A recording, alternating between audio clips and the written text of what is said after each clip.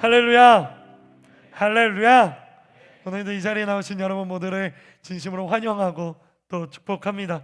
우리 가슴에 손을 얹고 이렇게 고백해 볼까요? 예수님께서 오셨습니다. 예수님께서 다시 오실 것입니다. 다시 오실 주님을 소망합니다. 아멘. 주 예수여 오시옵소서. 오늘은 여호수아 20장 말씀을 통하여서요, 그분의 사랑 안으로 피하십시오 라는 제목으로 하나님의 은혜를 함께 나누도록 하겠습니다. 여러분, 한 가지 질문을 먼저 드리고 싶어요. 여러분 혹시 함무라비 법전에 대해 들어보신 적이 있습니까? 함무라비 법전? 함무라비 법전이 무엇입니까? 세계에서 가장 오래된 성문법 중 하나로 고대 바빌로니아 제6대 왕 함무라비가 제정한 법률집이에요. 앞에 화면을 봐주시겠어요? 이것이 바로 함무라비 법전의 대표적인 돌비 사진이에요. 사진을 보시면 상단에는 왕 함무라비가 신 샤마시에게 법전을 받는 장면이 그려져 있고요. 또 아래쪽에는 돌비 표면에 쐐기 문자로 총 282개의 조항이 쓰여져 있는 것을 우리는 발견할 수 있습니다. 그렇다면 이렇게 쓰여진 함무라비 법전의 구성은 어떻게 될까요? 크게 세 부분으로 구성되는데요. 첫 번째 서문에서는요, 함무라비 왕의 업적과 신의 명령으로 법을 세웠다는 내용이 기록되어 있고요. 그리고 두 번째 부분에서는요, 282개 조항, 즉 재산, 가정, 범죄, 상해, 계약 등등 다양한 사회 문제에 대한 규정이 기록되어 있어요. 그리고 마지막 세 번째 부분에는요, 왕이 법을 지키는 자를 칭찬하고 어기는 자를 저주하는 내용이 기록되어 있습니다. 그런데 놀라운 것은요, 이런 함무라비 법전의 주요 원칙은요, 우리에게 그다지 낯선 것이 아니라는 거예요. 구체적인 예를 한번 들어볼까요?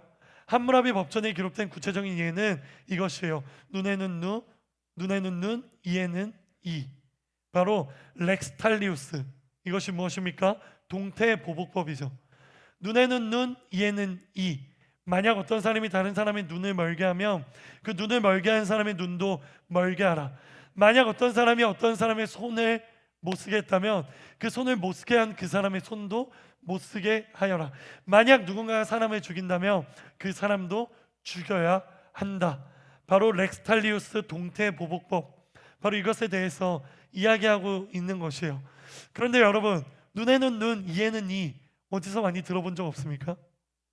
어디에서 우리가 들어봤죠? 바로 성경 속에서 우리가 들어봤죠. 구약 성경이 기록되어 있어요. 우리 출애굽기 21장 23절에서 25절의 말씀 함께 읽도록 하겠습니다. 시작. 그런데 여자가 다치게 되면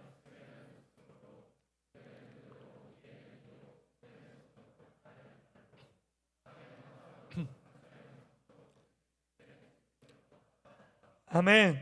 그래요. 이 본문은요, 모세가 시내산에 있을 때 하나님께서 모세에게 말씀해 주신 율법과 규례에 대해서 적혀 말씀하신 하나님의 말씀이에요. 먼저 출애굽기 20장에 뭐가 기록되어 있죠?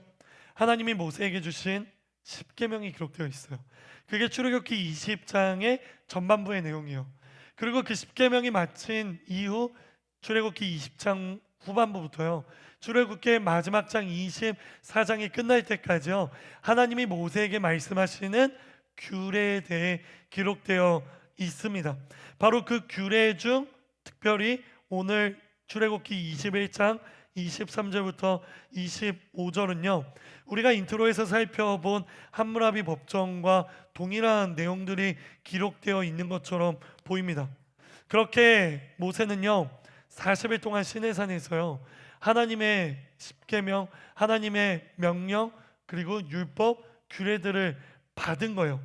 그런데 모세가 들은 그 하나님의 규례가 바로 함무라비 법전과 같은 렉스탈리우스, 바로 함무라비 법전의 동태보복법과 같은 내용이 있는 것처럼 느껴진다라는 것이죠. 사랑하는 허브 공동체 여러분, 여러분에게 묻습니다. 성경도 그렇고 함무라비 법전도 그렇고 그 당시에는 이러한 동태보복법, 그렇게 한 사람은 그렇게 만들어라 라는 것이 그 당시의 정의였을까요? 그리고 또 여기서 하나 더, 함무라비가 신에게 법전을 받았다고 했잖아요. 모세도 하나님께 규례와 율법을 받았어요.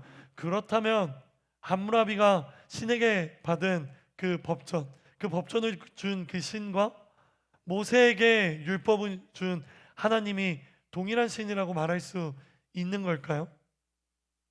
이에 대해 저는요, 단호하게 그렇지 않다라고 말하고 싶어요. 두 가지 모두를 부정합니다. 첫 번째, 함무라비가 신에게 받았다고 치고 그 신이 하나님이 아니라는 것을 저는 이야기하고 싶고요. 두 번째로, 함무라비 법전과 성경에 기록된 율법은 결코 같은 것이 아니라고 이야기하고 싶어요. 왜냐하면요, 겉으로는 비슷해 보일 수 있지만 사실은 함무라비 법전과 하나님의 율법 그리고 규례들은요, 전혀 같지 않기 때문이에요. 제가 이렇게 말씀드리면 여기 있는 누군가는 저에게 이렇게 질문할 수 있었어요. 그 근거가 뭐예요? 라고 저에게 물어볼 수도 있겠죠. 그렇다면 저는 그분에게 이렇게 대답하고 싶어요. 그 근거가 바로 오늘 본문 말씀입니다 라고요. 오늘 말씀이 바로 하나님의 뜻은 무조건적인 동태보복법을 이야기하고 있는 것이 아니라는 것에 대한 증거입니다. 왜 그럴까요? 이에 대해 구체적으로 살펴보기 위해 오늘 본문 말씀으로 들어가 보도록 할게요. 오늘 본문 1절과 2절의 말씀 여러분이 큰 목소리로 읽어 볼까요? 시작. 그때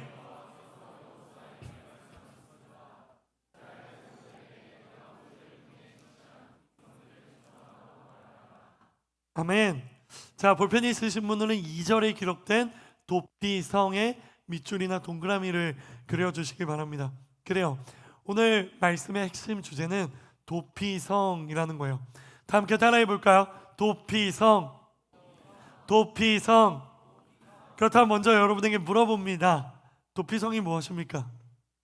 도피성은 어떤 성입니까? 이에 대한 설명이요, 3절에 기록되어 있는데요, 제가 읽어볼게요. 그래서 뜻하지 않게 실수로 살인한 자가 그곳으로 피신의 피로 복수하려는 사람으로부터 보호받게 하여라. 바로 이 3절에 기록된 그곳, 바로 그곳이 도피성이라는 거예요.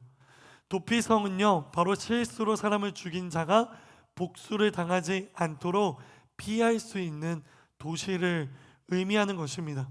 즉 하나님께서는요, 무조건적인 동태보복법을 말씀하신 것이 아니라 살인의 이유, 살인의 동기를요, 중요하게 생각하시는 거예요.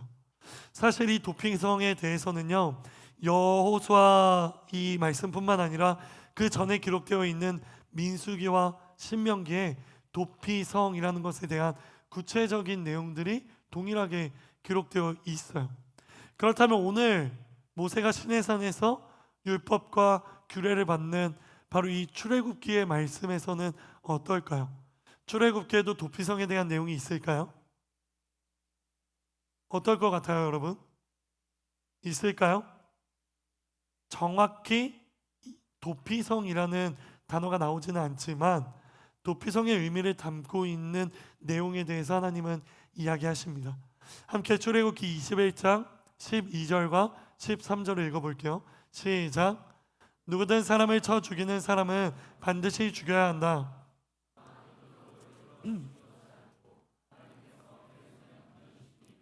그는 내가 정해놓은 곳으로 도망치게 해야 한다. 아멘. 그래요, 핵심은 바로 13절에 있죠. 의도적으로 일부러 죽인 것이 아니라면 그는 내가 정해놓은 곳으로 도망치게 해야 한다. 여기서 말하는 내가 정해놓은 곳, 그곳이 무엇입니까? 바로 민수기, 신명기, 여호수아에 나와 있는 도피성이라는 것이에요. 하나님께서 정해놓으신 곳, 바로 그것이 도피성이라는 이름이 붙여지게 되는 것입니다. 그리고 그 도피성 성문 앞에는요, 장로들이 있고요, 도피성으로 도망간 그 사람은 장로들 앞에서요, 자신의 사건에 대해서 진술해야 합니다. 그리고 그 진술이 장로들에게 타당하다고 여겨지게 되면요, 그들은 도피성으로 입성하게 되고요, 그리고 도피성 안에서요, 살 집과 살 곳들을 그곳에서 제공받게 되는 거예요. 기억해 주실래요? 도피성은 하나님의 공의와 자비가 함께 드러나고 있는 것입니다. 뭐라고요? 하나님의 공의와 자비가 함께 드러나고 있는 것이에요. 이 부분을 읽으면서요, 누군가가 저한테 이렇게 말한 적이 있어요. 뭐야, 도피성 가면 집도 준다고? 너무 좋네 라고 말하는 사람이 있었어요. 하지만 여러분, 그렇지 않아요. 물론 살 집까지 마련해 주는 것은 후한 혜택이지만요, 그들은 도피성 밖으로 나갈 수 없습니다. 그들은 정해진 집에서만 있어야 하는 거예요. 내가 집을 고를 수도 없고 집을 바꿔달라고 이야기할 수도 없는 거예요. 제공받은 그 집에 머무를 수밖에 없는 것입니다. 즉, 그들은 실수로 사람을 죽였을지라도 사람을 죽였기 때문에 주거를 제한당하고 자유를 제한당하는 하나님의 공의를 받게 되는 것이죠. 하지만 공의 하나님으로서 심판을 받게 되지만 의도가 없었고, 그리고 죽이려는 마음이 없었기 때문에 하나님은 그들에게 자비를 베푸셔서 눈에는 눈, 이에는 이가 아닌 그들을 도피성으로 피할 수 있는 은혜와 자비를 허락하신다라는 것입니다. 그렇다면 과연 우리는 이 도피성 제도를 통해 발견할 수 있는 영적인 메시지가 무엇일까요? 크게 두 가지가 있는데요, 그 두 가지를 하나하나 살펴보도록 하겠습니다. 먼저 첫 번째입니다. 다 함께 따라해 볼까요? 도피성은 하나님의 사랑입니다. 도피성은 하나님의 사랑입니다. 도피성이 하나님의 사랑인 이유는요, 하나님께서는 단 한 사람도 놓치고 싶지 않으시는 마음이 이 제도 안에 나타나고 있기 때문이에요. 비록 살인을 했어도요, 의도가 없었고 피치 못할 사고로 실수로 사람을 죽인 사람도요, 하나님께서는 품으시고자 하시는 하나님의 따뜻한 사랑이 담겨 있는 거예요. 이는 마치 예수님께서요, 양 100마리를 함께 몰고 가다가 100마리 중에 한 마리가 그 무리를 이탈하고 떠났을 때 하나님은 그 99마리 뿐만 아니라 그 이탈한 한 마리마저 찾으러 가시는 하나님의 그 사랑을 여기서 동일하게 발견할 수 있다는 것이죠.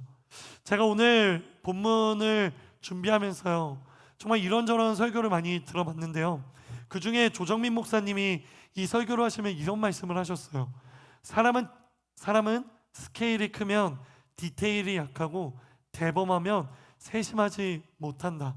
하지만 하나님은 스케일도 크고 디테일도 강하시며 대범하시면서도 세심하신 분이다 라고 이야기하시는 거예요.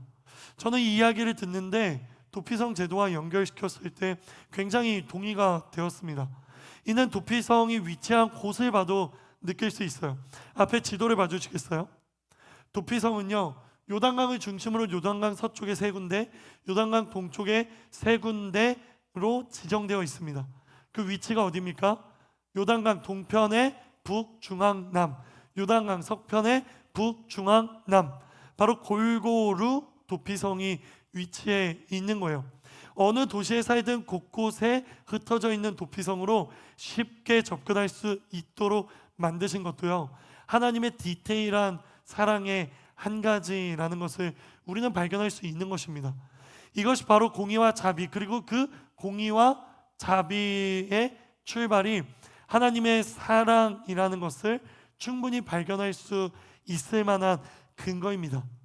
사랑하는 허브 공동체 여러분, 기억해 주실래요? 하나님은 여러분의 마음의 중심을 알고 계십니다. 하나님은요, 우리의 마음의 중심을 알고 그 중심이 어떠냐에 초점을 맞추시는 거예요. 그리고 그 중심을 보시며 어떠한 사람들의 허물과 그리고 어떠한 사람들의 연약함을 사랑으로 덮어주신다라는 것입니다. 제 이야기를 잠깐 할게요.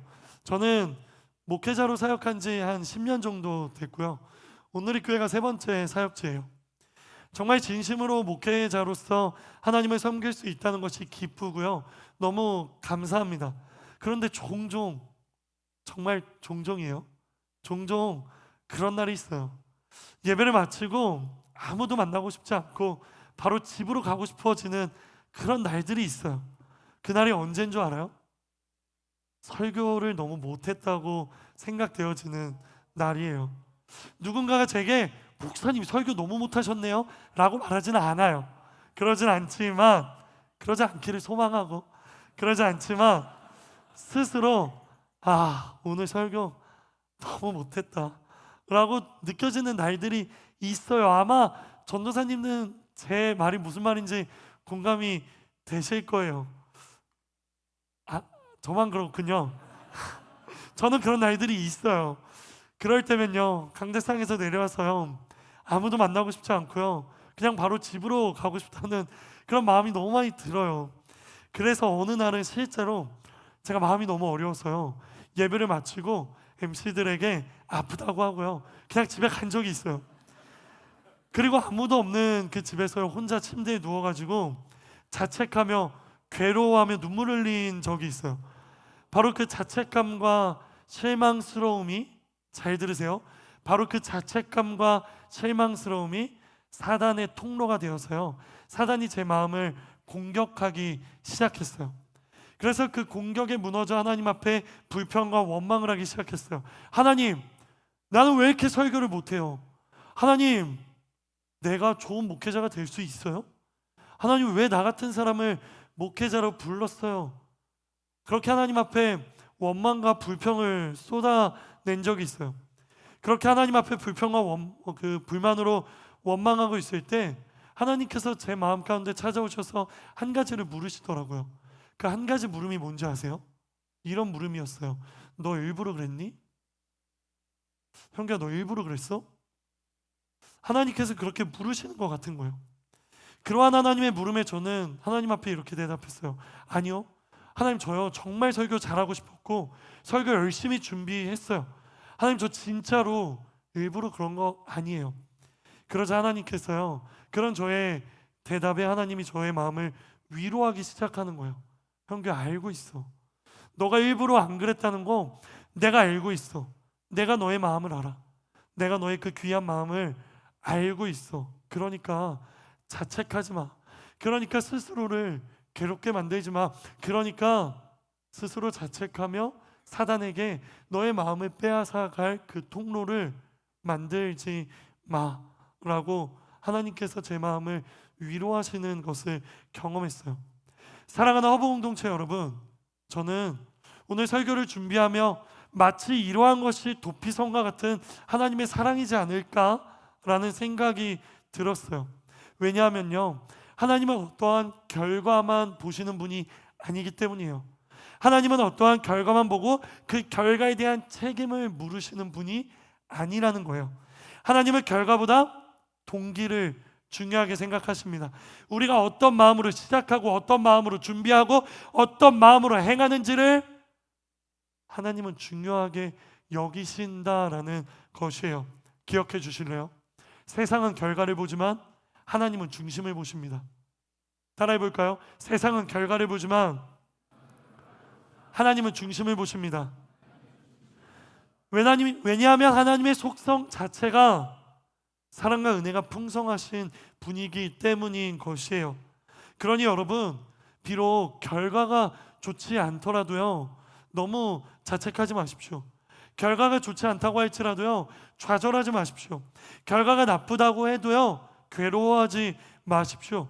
하나님은 여러분의 그 과정 속에서 여러분이 가지고 있는 그 진실된 마음, 그 귀한 마음을 알고 계시기 때문이고 그 귀한 마음을 중심으로 보시기 때문이에요. 내가 비록 어떠한 결과로서 그 결과가 누군가에게는 어려운 일을 당하게 한 것일지라도 하나님은 그 과정이 선한 것이고 그 과정 가운데 그런 의도가 없었고 정말 마음속 깊은 곳에서 선한 마음으로 시작해서 선한 마음으로 끝내려 했지만 그 결과가 좋지 않았다면 하나님은 그런 여러분의 허물과 실수와 잘못을 덮어주신다. 바로 그것이 도피성을 통해 우리가 발견할 수 있는 영적인 메시지인 거예요. 사랑하는 여러분, 그러므로 결과가 나빠서 어려움을 겪고 있다면 그분의 사랑 안으로 피하십시오. 그분이 덮어주시는 사랑 속으로 피하십시오. 그리고 그곳에서 하나님의 사랑으로 우리를 지키시고 보호하시며 위로하시는 분이라는 것을 기억하시기 바랍니다. 그렇다는 것은 무엇입니까? 그 반대도 성립한다라는 거예요. 비록 결과가 좋고 탁월하다 할지라도 그 마음의 중심이 잘못되면 하나님은 그것을 칭찬하시거나 좋아하시지 않는다라는 거예요.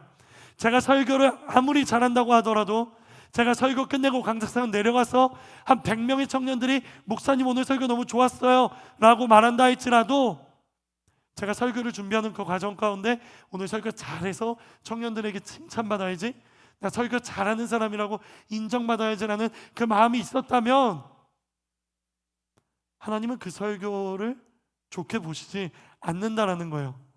사랑하는 여러분, 기억하십시오. 하나님은 마음의 중심을 보십니다. 하나님은 우리의 마음이 중심이 어떠한가가 하나님의 판단의 가장 중요한 기준이 된다라는 것이에요. 그래서 마음을 지키는 것이 중요한 거예요. 그래서 성경은 우리에게 이야기합니다. 잠언 4장 23절이에요. 함께 읽어볼까요? 시작.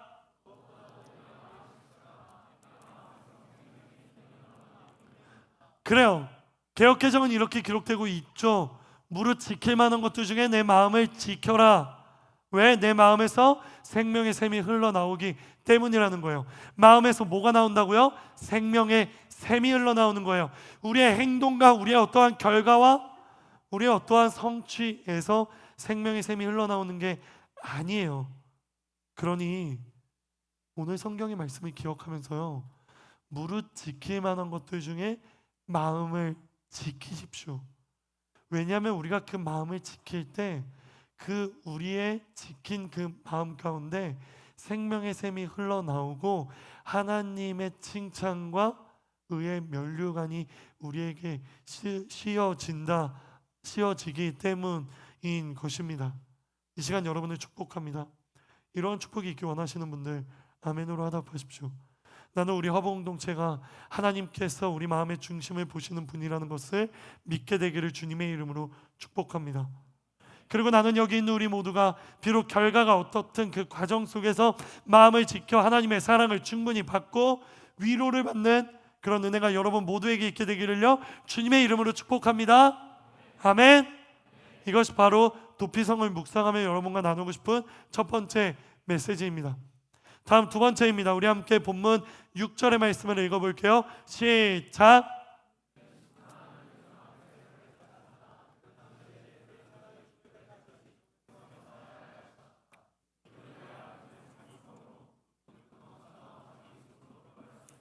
아멘. 자, 도피성에 입성한 사람들은요 평생 그곳에 살았던 것이 아니에요. 그들은 그 당시 제사장이 죽으면요 도피성으로부터 나와 집으로 고향으로 돌아갈 수 있었어요. 즉 대제사장이 죽으면 그들의 공소시효가 끝나며 그들의 죄를 더 이상 묻지 않는다라는 거예요. 제가 오늘 이재훈 목사님 설교를 들으면서 되게 재밌는 스토리 하나를 들었는데, 그 이스라엘의 어떤 설화에는요 그런 이야기가 있대요. 그 대제사장의 어머니들은 그 도피성에 살고 있는 사람들에게 굉장히 친절하고 그들에게 굉장히 잘했다고 해요. 왠지 알아요? 그 도피성에 피신한 사람들은 대제사장이 죽기만을 기다리며 하나님 앞에 기도했기 때문이라고 해요. 그래서 대제사장이 죽게 해주세요, 그래야 우리가 여기서 나갑니다라는 기도를 하기 때문에 대제사장의 어머니는 그 도피성에 있는 사람들에게 굉장한 친절을 베풀었다라는 설화, 그런 이야기가 있다고 말씀하시더라고요. 그런 거예요. 젊은 대제사장이 젊은 나이에 이르게 되면요 그 대제사장이 죽을 때까지 그 안에 있는 사람은 그 도피성을 못 나가는 거예요. 근데 내가 어제 도피성에 들어왔는데 내일 대제사장이 죽으면 내일 나갈 수 있는 거예요. 바로 이것이 그 당시 도피성 제도의 규칙이었다라는 것이죠. 바로 이 부분에서요 우리는 두 번째 영적인 메시지를 발견합니다. 따라해 볼까요? 도피성은 예수 그리스도입니다. 도피성이 예수 그리스도라는 말이 어떤 의미일까요? 도피성 제도는 대제사장의 죽음과 동시에 그 죄에서 자유로워진다라는 것인데, 이게 왜 예수 그리스도와 연결되는 것일까요? 여러분, 무언가 생각나는 거 없으세요?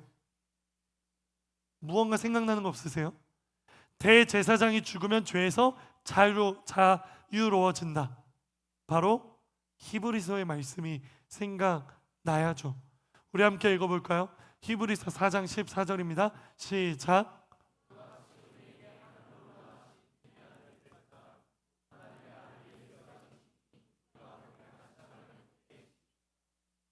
그래요.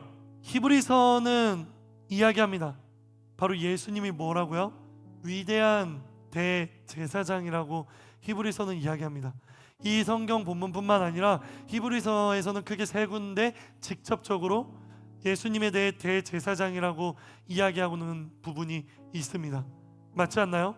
예수님은 대제사장으로서 이 땅 가운데 계시고, 그리고 예수님은 선지자로서 이 땅 가운데 계시고, 또 예수님은 인간으로서 이 땅 가운데 계시고, 예수님은 하나님의 아들로서 하나님과 동등된 본질을 지니신 분으로서 이 땅 가운데 계시는 분이잖아요.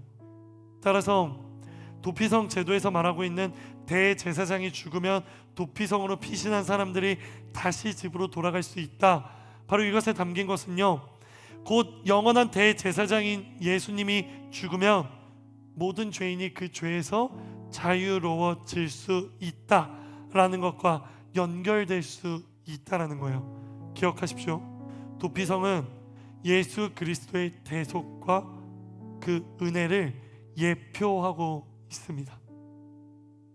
뭐라고요? 도피성은 예수 그리스도의 대속과 그리고 그 예수 그리스도의 은혜를요 예표하고 있다는 거예요. 사랑하는 허브 공동체 여러분, 예수 그리스도의 대속 그리고 예수 그리스도의 죽음으로 의한 구원은요, 하나님의 처음부터 시작된 계획이었고 단 한 번도 바뀐 적이 없는 계획이에요. 우리 모두가 다 알고 있죠. 창세기 3장 15절에 여자의 후손 예수 그리스도를 통해 아담과 하와를 비롯한 모든 사람들의 죄를 대속할 것이라고.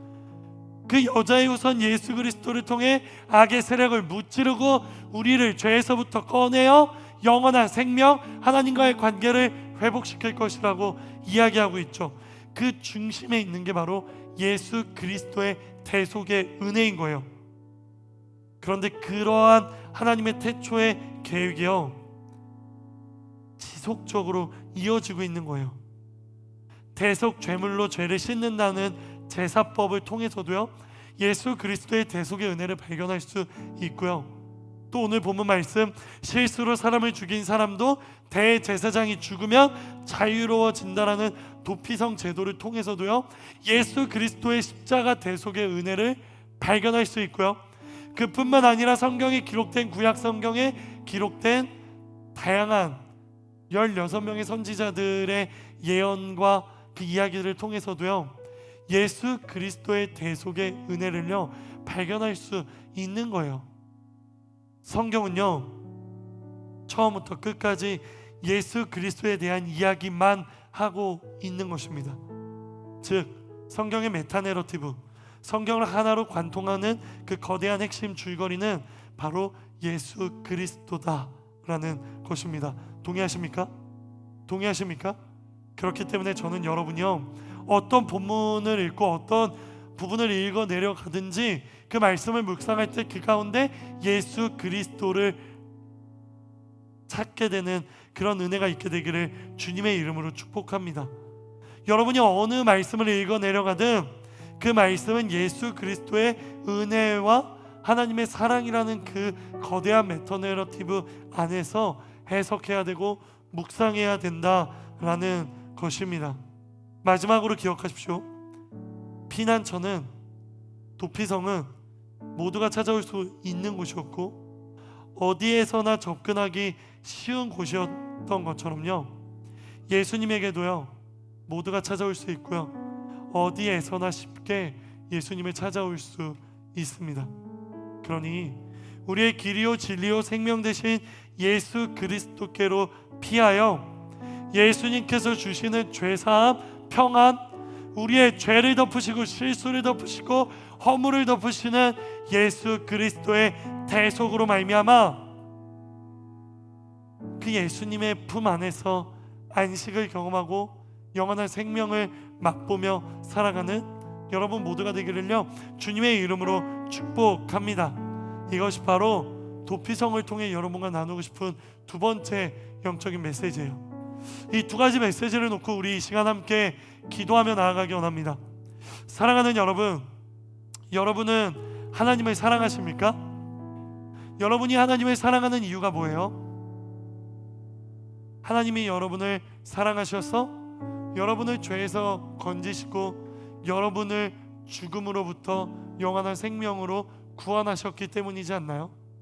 그거 말고 다른 이유가 있습니까? 아니잖아요. 우리가 하나님을 사랑하는 이유는 하나님이 먼저 우리를 사랑하셨고 하나님은 그 사랑으로 우리를 영원한 생명을 회복시키셨다는 영혼의 구원 때문인 거잖아요. 우리 이 시간 하나님 앞에 가장 먼저 기도할 때 이렇게 기도하며 나아가기 원합니다. 하나님, 내가 하나님을 더 사랑할 수 있도록 하나님이 나를 사랑하신다는 그 사랑의 마음이 내 마음 가운데 더 채워지게 하여 주시옵소서. 하나님이 날 사랑하신다는 그 사랑의 은혜가 내 마음 가운데 가득 채워졌을 때 나도 하나님을 사랑한다는 그 사랑의 고백을 할 수 있음을 믿사오니 내가 하나님을 사랑한다는 그 믿음의 고백을 할 수 있도록 내게 하나님의 사랑을 더욱더 부어 주시옵소서. 내 마음 가운데 하나님의 사랑이 가득 차는 것을 넘어서서 흘러 넘쳐나게 하여 주시옵소서. 우리 이 시간 주님 앞에 사랑을 구하는 기도로 기도합시다.